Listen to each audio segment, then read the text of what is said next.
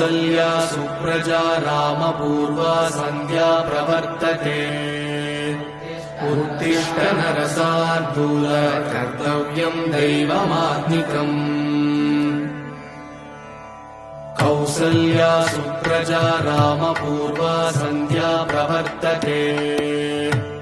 उत्तिष्ठ नरशार्दूल कर्तव्यम् दैवमात्मिकम् उत्तिष्ठोत्तिष्ठ गोविन्द उत्तिष्ठ गरुडध्वज उत्तिष्ठ कमलाकान्त त्रैलोक्यम् मङ्गलम् कुरु मातः समस्त जगताम् मधुकैटभारे वक्षो